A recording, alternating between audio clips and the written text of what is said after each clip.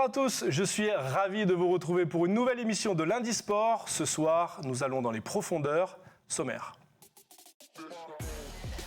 Vous faites forcément partie des 450 millions de personnes qui ont vu ce clip de Beyoncé.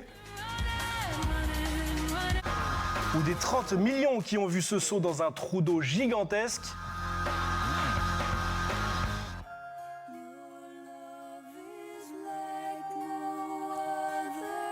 Eh bien, cet apnéiste, c'est Guillaume Néry, multiple champion du monde d'apnée. Nous avons l'honneur de l'avoir ce soir avec nous. Il était le président du jury du dernier Festival international de l'image sous-marine qui s'est achevé la semaine dernière. Au-delà de ses performances physiques et de ses nombreux records, son sport est devenu un art de vivre. Nous lui demanderons quel est son rapport avec les fonds marins.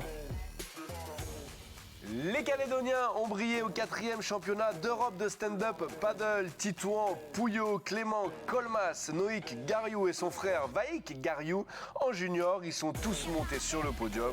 On vous explique ça dans la page Cagou d'ailleurs.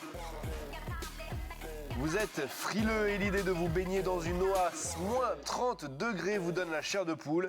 Eh bien, vous allez halluciner en regardant le nouveau documentaire sorti en mai dernier sur Netflix, En apnée traversée sous la glace. On va nous parler ce soir Stéphanie Marlier. Bonsoir à tous et bonsoir Guillaume. Bonsoir. Comment tu vas ? Ça va super. Un immense merci à toi d'être avec nous sur le plateau de Lundi Sport. On va s'intéresser tout d'abord au côté sportif de ta discipline. Tu as battu de nombreux records, 4 fois le record du monde et tu es double champion du monde. Qu'est-ce que te procure la pratique de ce sport ? La plongée en apnée, c'est devenu une école de vie pour moi, une école du dépassement de soi. C'est un sport qui demande une extrême grande connaissance de soi, une introspection. Et il y a quelque chose de fascinant dans cette idée d'aller explorer les limites du corps humain et d'apprendre à s'adapter au milieu marin. Et il y a un côté exploration qui, je trouve, est passionnant et qui finalement amène l'activité au-delà de la simple pratique sportive. Et quand on plonge à une telle profondeur, est-ce qu'on est bien ? Alors oui, vraiment tout l'enjeu et tout l'intérêt, c'est d'arriver à se préparer, à s'entraîner pour être bien, même si on est en train de battre un record du monde. Dans ma philosophie de pratique, et je pense que c'est un peu la philosophie de tous les apnéistes, ce que l'on recherche, c'est évidemment d'aller au-delà de ses propres limites, mais tout en restant dans le contrôle et dans le plaisir. Parce que si on fait des performances à répétition et qu'on se fait mal, qu'on se fait peur et qu'on n'a pas de plaisir, à un moment donné, on va créer des blocages mentaux qui ne nous permettront plus de continuer à plonger. Donc on doit toujours rester dans le plaisir. En tout cas, moi, c'est un leitmotiv. Ok. Et donc du coup, comment tu réussis ce lâcher-prise ? Tu descends à plus de 100 mètres de profondeur, tu es même descendu à 139 mètres de profondeur à cause d'une erreur de l'organisation. Comment tu réussis justement ce lâcher-prise et de prendre du plaisir ? C'est un travail de longue haleine. C'est aussi une des grandes écoles et philosophies de la plongée en apnée, c'est qu'il faut savoir prendre son temps et il faut savoir vraiment laisser le temps au corps et au mental s'adapter à des conditions qui sont extrêmes. Et donc il faut progresser lentement. Et il faut vraiment que on se métamorphose presque de terrien à mammifère marin. Et ça se fait pas comme ça. Donc ça a vraiment été la rigueur, le travail, comme tous les sports, mais surtout envisager la progression sur le temps long. La transition est toute trouvée, tu me parles de mammifères marins. Tu as dit dans plusieurs interviews que tu voulais te rapprocher du déplacement des mammifères marins. Est-ce que c'est un but pour toi ? Je pense que, en tout cas, la plongée en apnée m'amène à avoir une réflexion d'humilité et m'a permis de me remettre à ma juste place. Et quand je plonge et quand je suis dans les profondeurs, on prend rapidement conscience quand même que il y a des individus, il y a des êtres, il y a la vie qui s'est développée sous l'eau, qui est bien plus adaptée que ce que nous on peut l'être, même si avec l'entraînement on arrive à déclencher certains réflexes, si on arrive à s'adapter nous aussi. Il faut rester humble et regarder ce qui se fait de mieux dans la nature. Et donc, pour moi, la nature est une source d'inspiration. Et évidemment, les animaux qui sont les plus à même de pouvoir descendre dans des grandes profondeurs en apnée comme nous, ce sont tous les mammifères marins. Et donc, regardez comment évoluent, comment nagent les cachalots, les baleines, les dauphins. Donc, ils ont chacun leur méthode d'évolution sous l'eau. Lire et se renseigner sur les différentes méthodes, les différentes physiologies et voir ce que nous, avec notre propre physiologie, on peut arriver à apprendre, à capter et essayer, encore une fois, je répète beaucoup ce mot d'humilité, mais avec beaucoup d'humilité, essayer d'imiter comme on peut. Et je pense que c'est une vision qui est un peu à contre-courant de ce que l'humain a essayé de faire sur Terre, sur la planète, où on essaie de dominer la nature, d'être plus fort que tout. Dans l'eau, on accepte qu'on n'est pas vraiment chez nous. Et donc, on regarde ceux qui sont chez eux et on essaie de faire un peu comme eux. Ok, pour être toujours plus performant. Ici, au pays, l'apnée est beaucoup répandue, notamment pour les pêcheurs sous-marins. Est-ce que c'est accessible à tout le monde, cette pratique ? Alors ça, c'est vraiment un espèce de message que je martèle le plus possible. C'est que l'apnée est accessible à tout le monde. Tout le monde peut pratiquer. Il y a cette idée de cette image qui a été, je pense, beaucoup véhiculée par le film Le Grand Bleu à la fin des années 80, et puis par les premiers records que l'on commençait à voir à la télé dans les années 90. Cette idée de l'apnée et de l'apnéiste réservé à des surhommes. Or, on s'est rendu compte ces 20 dernières années que ça intéresse de plus en plus de monde et que toutes les personnes qui essayent arrivent à ressentir le plaisir d'être sous l'eau, que beaucoup de gens arrivent à progresser. Alors évidemment, mais ça c'est comme tous les sports, tout le monde ne peut pas devenir champion du monde, mais c'est la même chose pour la course à pied, l'athlétisme et tous les sports en général. Mais n'importe qui, avec quelques jours de pratique, avec des bons conseils, peut vraiment se découvrir soit des capacités ou soit en tout cas prendre beaucoup de plaisir sous l'eau. Ok, et ben justement, restez avec nous parce qu'en fin d'émission, Guillaume va nous donner un conseil pour tenir un petit peu plus longtemps en apnée. Merci beaucoup Guillaume, on passe maintenant à la rubrique sur les réseaux. On accueille Stéphanie sur ce plateau jingle.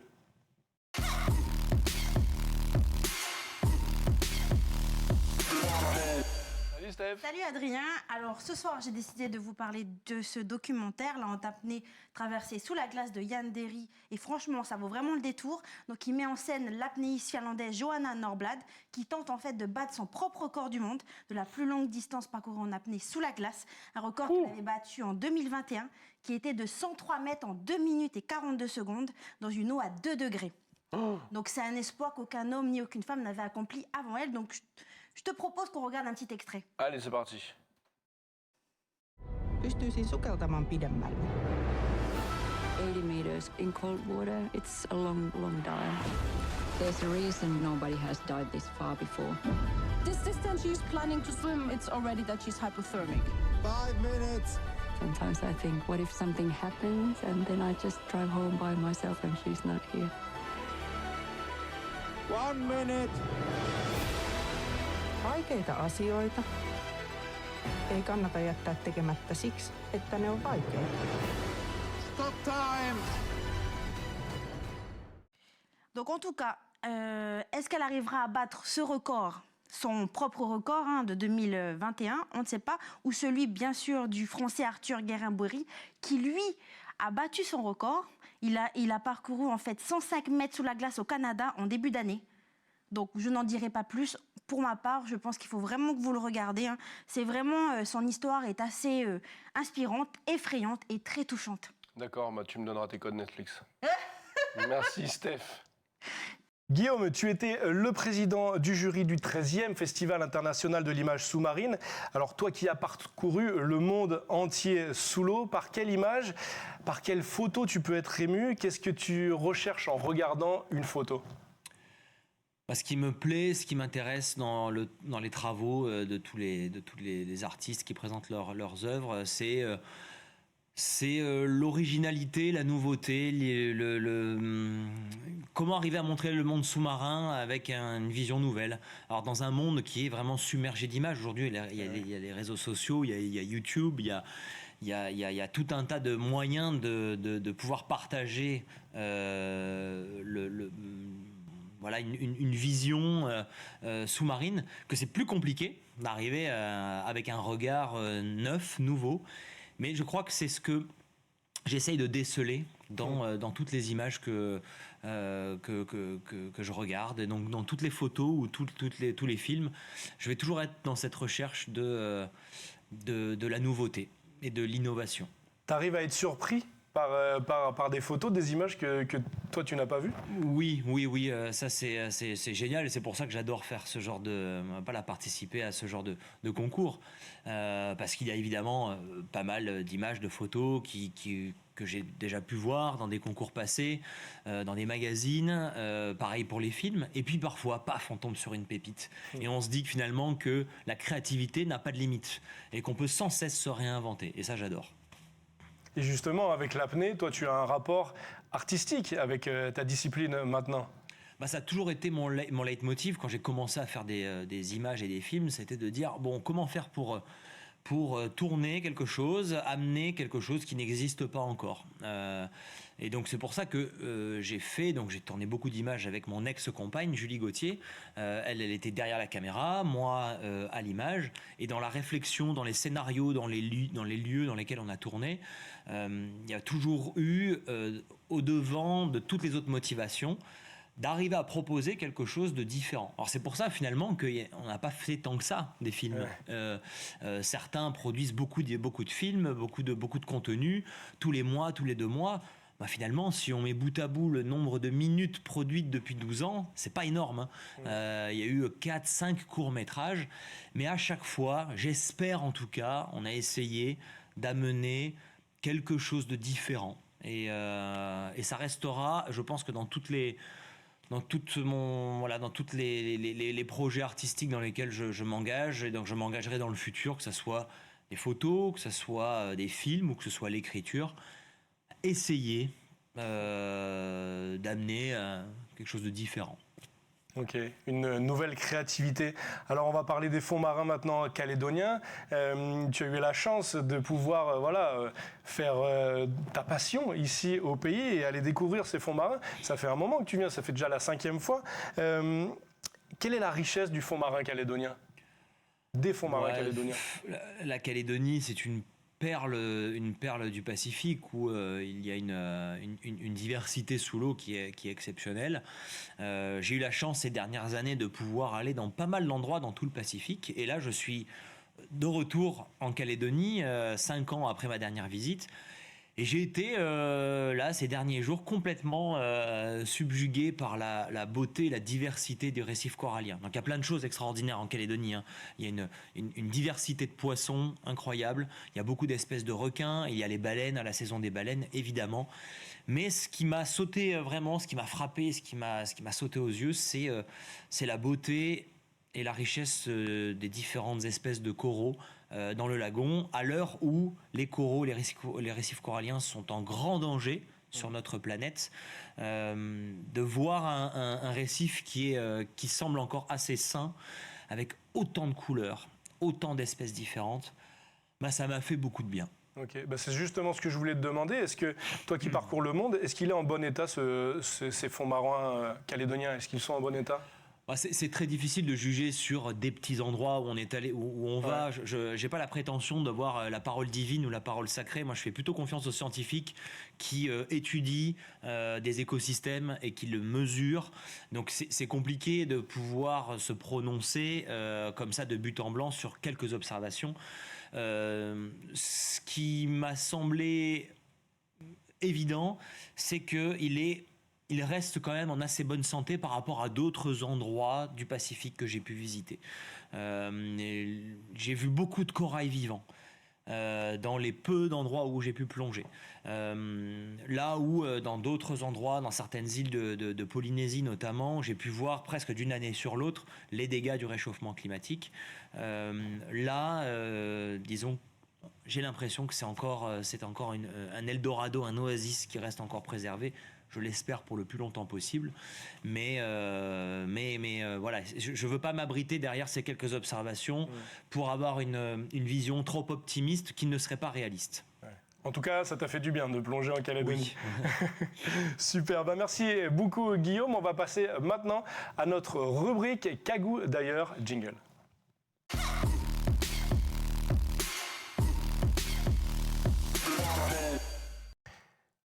Je vous le disais en titre, les Calédoniens ont cartonné au dernier championnat d'Europe de stand-up paddle. Écoutez plutôt Titouan Pouillot-Glane, 2 médailles d'or. Clément Colmas, que vous voyez à côté de Tiptouan, qui monte sur le podium, il récolte 2 médailles d'argent. Noïc Gariou, 1 médaille d'argent. Et son frère, que vous voyez à l'antenne, Vaïk Gariou, est champion d'Europe junior. Grâce à toutes ces médailles, la France remporte le plus de médailles à ces championnats d'Europe. On écoute Clément Colmas et Titouan Pouillot. Voilà en Allemagne avec Titouan, sur la route des mondiaux en Pologne. Et donc petit bilan de la dernière course au Danemark, championnat d'Europe. Première équipe de France pour moi, super événement, tout s'est passé plutôt comme espéré. Voilà, tes impressions. Que dire de plus? Et oui, pour ma part, 2 médailles d'or en technical et en longue distance, une 4e place en sprint. Et voilà, ouais, content d'avoir pu montrer que les Calédoniens étaient prêts et sereins au sein de cette équipe de France. On a pu rapporter les médailles nécessaires pour le classement par équipe, et puis c'était une bonne prépa pour les échéances à venir. Exactement. Merci la Calédonie, à bientôt. Alors on a parlé du côté sportif, de ta discipline, de tes records, mais je crois que maintenant l'apnée c'est devenu un art de vivre. On l'a compris avec les films que tu fais, la créativité que tu mets autour de tout ça. Oui, c'est un art de vivre. Je pense que c'est pas forcément propre juste à l'apnée. Je pense que les grimpeurs développent l'escalade comme un art de vivre. Les surfeurs ont cette même relation. Toutes les activités où il y a une proximité avec la nature, où il y a une immersion totale dans l'élément, toutes ces activités conduisent, je pense, naturellement vers une espèce de symbiose avec la manière de vivre, et donc ça devient un art de vivre. Et du coup, ça fait presque 30 ans maintenant que tu plonges et que tu fais de l'apnée. Est-ce que tu as vu, voilà, depuis le début et jusqu'à maintenant, les récifs, ton environnement, l'eau changer? Alors, c'est encore une fois, c'est compliqué d'avoir cette parole-là et d'être un ambassadeur et de me substituer à la parole scientifique. Pour autant, il y a certains changements qui sont assez évidents. Moi, j'habite à Nice une grande partie de l'année. Donc, ce que j'ai pu voir dans les 20 dernières années, c'est qu'il y a une hausse incontestable des températures, que ce soit en plein hiver ou en plein été. Là, avant de venir, l'eau était entre 29 et 30 à la surface sur la Côte d'Azur, un truc qu'on n'a jamais vu. L'hiver, avant, elle descendait à 12 degrés. Il y a quelques années, c'était plutôt 13. Cette année, elle est descendue à 14. Ça, c'est une première chose. J'ai vu une grande évolution aussi sur la quantité de plastique, surtout en Méditerranée, mais aussi dans quelques endroits assez isolés que j'ai eu la chance de pouvoir visiter, où et notamment des réserves assez loin de civilisation humaine. Et je me suis tombé nez à nez avec des plages recouvertes de plastique. Et donc là, on se rend compte qu'il y a une augmentation exponentielle de ces déchets plastiques que l'on retrouve partout. On se rend compte que la planète est un écosystème et que tout est en lien et que tout, à un moment donné, finit par se retrouver partout. Et puis, il y a, ces récifs coralliens que j'ai pu voir vivant, plein de vie une année, et puis retourner l'année d'après et voir qu'une grande partie des coraux étaient morts du fait d'épisodes de blanchiment, d'ailleurs on dit, et dû au réchauffement climatique. Et puis en discutant avec certaines tribus, notamment avec les Bajau, qui sont un peuple autochtone du sud des Philippines, de l'Indonésie, qui ont toujours vécu de manière nomade en nourrissant toute leur tribu et toute leur famille par le fruit de leur pêche, aujourd'hui qui ont beaucoup de mal à survivre parce que ils ne peuvent plus pêcher de gros poissons parce que tout a été vidé dans ces mers d'Asie du Sud-Est. Et donc ça a été vraiment me rendre sur les lieux et me rendre compte de mes propres yeux et discuter avec les locaux qui ont été, eux, les témoins en quelques décennies de la disparition des grands poissons. Et donc cet océan qui se vide, la disparition de la vie dans les océans, je pense qu'aujourd'hui c'est le problème majeur.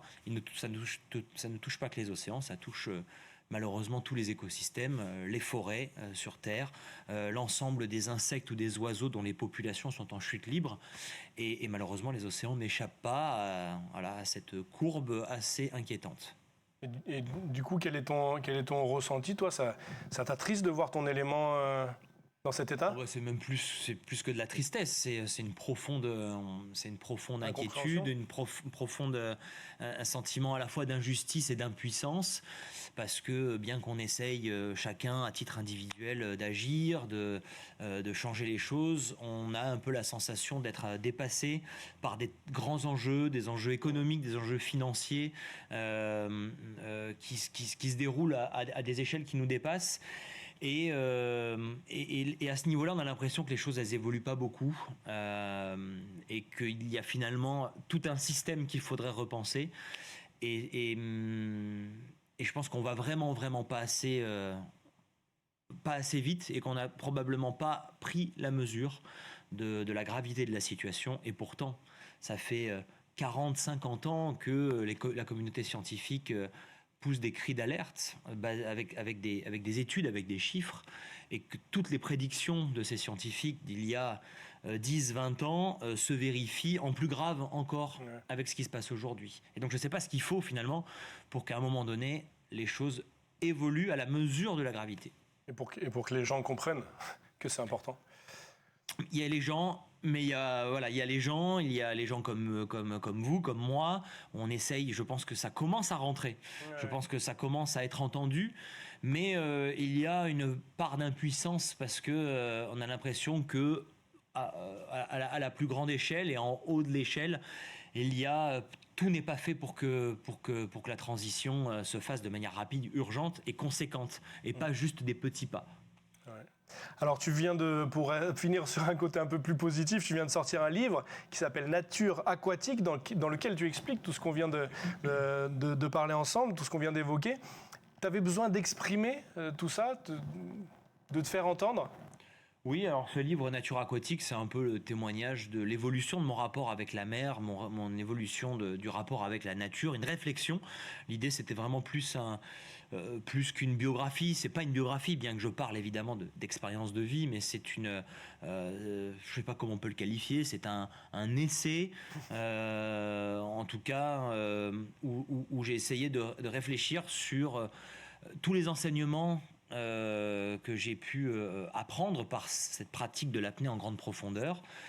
Une réflexion que j'ai voulu partager pour qu'elle soit la plus universelle possible et que chaque lecteur puisse s'interroger aussi. Ce qui m'intéresse, c'est d'inspirer et d'engager une réflexion sur notre propre rapport, le rapport que l'on a en tant qu'espèce, en tant qu'humain, avec notre environnement, avec notre monde, la manière dont on vit dans notre monde aujourd'hui. Et puis c'est une invitation à se reconnecter à cette nature aquatique. C'est pour ça que le titre que j'ai choisi ce titre, Nature aquatique, parce que je pense qu'on a tous une nature profonde aquatique, on a tous un lien, pour beaucoup oublié avec l'eau. Et je souhaite que ces pages, que ces mots soient une invitation à redécouvrir cette nature aquatique, à se reconnecter à l'eau.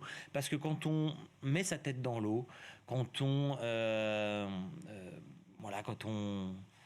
se reconnecte avec cette nature profonde, il y a pas mal de choses qui changent en nous, et c'est le moteur, je pense, d'une réflexion. Donc oui, il y avait vraiment cette volonté. J'ai eu cette volonté par les films, par les photos, donc par l'image. Et j'aime beaucoup écrire et j'aime la force des mots. Et donc j'ai voulu utiliser un autre moyen de toucher un autre public avec ce livre. Ok, et ben j'espère que ça va pousser les gens à mettre la tête dans l'eau. Et nous, au pays, on met beaucoup la tête dans l'eau. Alors c'est pour ça que j'aimerais qu'on termine cette émission. On a l'habitude d'avoir le petit défi de Steph, mais j'aimerais que cette fois-ci, on remplace le défi par un petit conseil que tu aurais à donner à tous nos pêcheurs, tous nos apnéistes qui sont au pays, tous les gens qui mettent justement la tête dans l'eau. Et voilà, d'aller chercher quelques secondes de plus de bonheur et pour aller au plus près du poisson qui est à côté de nous. Et je serai le premier à écouter d'ailleurs, parce que moi je ne dure pas longtemps sous l'eau. J'ai le droit d'en donner plusieurs ou pas ? Bien sûr Guillaume. Le premier, et ça je ne cesse de le marteler partout où je peux avoir un espace de parole, c'est qu'il ne faut absolument jamais aller en mer et plonger tout seul. C'est extrêmement important de garder en tête que la mer c'est un environnement, l'océan encore plus, qui peut être hostile. La plongée en apnée c'est une activité qui peut comporter des risques et la meilleure sécurité c'est de pouvoir pratiquer ensemble. Donc si on n'est pas dans un club, si on va pêcher, et c'est encore plus valable pour l'activité de pêche parce que parfois quand on est en apnée et qu'on a envie de ramener un poisson, on peut oublier un peu ses propres sensations et on peut aller au-delà de ses limites. Et donc, ne jamais être tout seul et toujours être avec quelqu'un qui peut nous assister si un problème intervient. Ça, c'est le premier conseil essentiel, fondamental. Le deuxième, je dirais que le progrès ne se fait que dans le temps long. Parfois on est, je pense que c'est notre monde et notre société où on veut des résultats immédiats, tout nous semble accessible vite, rapidement, par des moyens de transport qui nous permettent d'aller de plus en plus vite, on a des moyens de communication qui nous permettent de communiquer instantanément et on est rentré dans cette logique du résultat immédiat. Et la plongée en apnée, ça nous remet dans une autre échelle de temps et il faut bien comprendre qu'il faut prendre son temps et que l'adaptation du corps se fait dans le temps long. Donc la patience est extrêmement importante. Et le troisième conseil, je dirais peut-être un peu plus technique, c'est qu'il y a beaucoup de choses qui se jouent dans le bien-être sous l'eau, dans les quelques secondes ou les quelques minutes qui précèdent l'immersion. Et donc ne pas négliger ce moment de la respiration, où on va chercher plus que l'oxygénation, parce que l'oxygénation, finalement, on l'atteint assez facilement en respirant normalement. Mais ce que l'on va chercher par la respiration, c'est apaiser, calmer le corps. Calmer le corps et calmer le mental. Et très souvent, quand on fait de la pêche sous-marine, je pratique parfois la pêche sous-marine, on peut être concentré sur autre chose que notre propre corps. On est centré sur un poisson qui est là, on a une excitation. Et si on n'arrive pas à se retrouver le calme intérieur, par une respiration calme et lente, on va amputer son apnée de quelques précieuses secondes et on va surtout se sentir beaucoup moins bien dans l'eau. Et donc, même moi, je fais l'erreur de parfois, après 25 ans de pratique, quand je respire, je suis à la surface avec mon tuba, j'ai envie d'y aller, je me crispe, et cette crispation, je vais la payer très cher, elle va me coûter de précieuses secondes en bas. Et à un moment donné, il faut arriver à oublier l'objectif, à savoir aller profond, rester longtemps ou aller pêcher un poisson et juste se recentrer sur soi, respirer calmement. Et quand on atteint le calme intérieur, derrière on peut plonger, on peut partir et là de nouveau remettre nos objectifs au cœur de la pratique. Mais on sera dans le calme. Et quand on est dans le calme, on est beaucoup mieux sous l'eau. Ok, merci beaucoup pour tous ces conseils Guillaume. J'essaierai de me calmer la prochaine fois que je vois un poisson pas loin. Merci beaucoup Guillaume, énorme merci d'avoir pris ton temps, d'être venu sur le plateau de Lundi Sport. Nous on se dit à la semaine prochaine, tout le monde tata, Guillaume, on se dit à la semaine prochaine, on va rester dans l'eau, ou plutôt sur l'eau, car on va parler des championnats de Calédonie de surf. Tata la bande, bonne semaine à vous.